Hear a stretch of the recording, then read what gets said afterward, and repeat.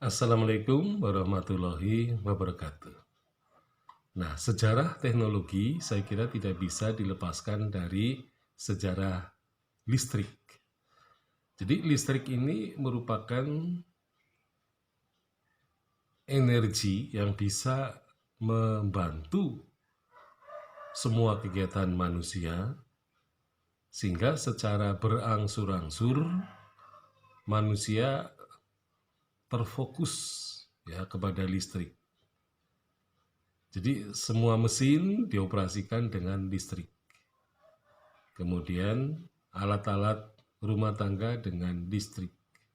Alat-alat perkantoran dengan listrik. Kemudian juga pertelevisian juga dengan listrik. Radio juga dengan listrik. Jadi hampir semua segi kehidupan manusia ini mempunyai ketergantungan kepada listrik. Jadi tanpa listrik, manusia modern tentu saja akan merasa kesulitan dalam kehidupannya. Jadi misalnya ada listrik padam satu hari, maka produktivitas manusia akan mengalami kerugian yang cukup besar karena tidak menghasilkan apapun. Jadi manusia sekarang dalam berproduksi, ya misalnya membuat makanan, membuat berbagai hal, itu memang mempunyai ketergantungan kepada listrik.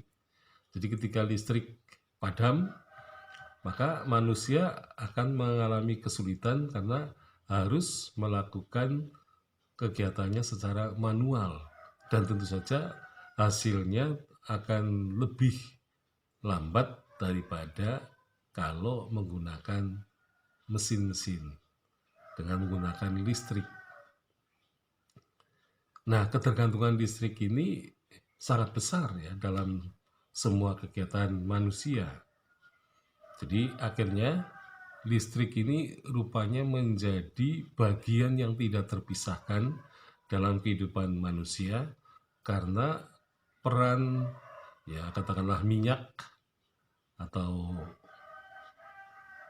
tenaga minyak ini sudah semakin lama semakin berkurang karena ditopang oleh keberadaan listrik. Nah, dengan demikian listrik ini merupakan energi potensial yang bisa mengubah gaya hidup manusia dari kehidupan yang serba manual menjadi serba mesin ya. Jadi membuat makanan dengan mesin membuat makanan gitu kan. Nah, sehingga manusia mempunyai kemampuan atau keterampilan yang sebenarnya menurun ya keterampilan fisiknya karena digantikan ya perannya oleh mesin-mesin dan semua dijalankan oleh listrik. Jadi listrik ini merupakan penemuan yang revolusioner ya karena dengan penemuan itu manusia kemudian tidak perlu lagi untuk lampu misalnya menggunakan teplok atau dulu menggunakan strokin ya. Jadi lampunya lebih irit terutama tenaga minyak ya bahan bakarnya itu. Nah, kemudian tidak perlu lagi menggunakan lilin ya. Jadi strokin ya, lilin dan lampu teplok itu adalah lampu cadangan manakala listrik padam pada malam hari. Nah, kemudian kompor listrik juga ya, itu juga sudah mengurangi bahan bakar minyak gitu kan. Tetapi kemudian kelihatannya bahan bakar gas ini menggantikan bahan bakar minyak ya.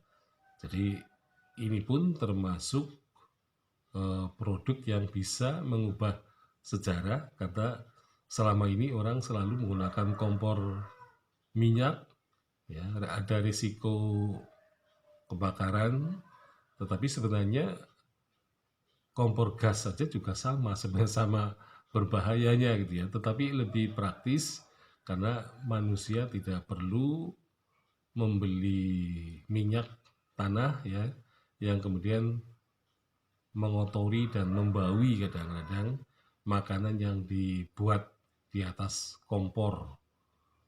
Nah, tentu saja bahan bakar kayu misalnya, kayu bakar ini akan berkurang dengan besar itu ya.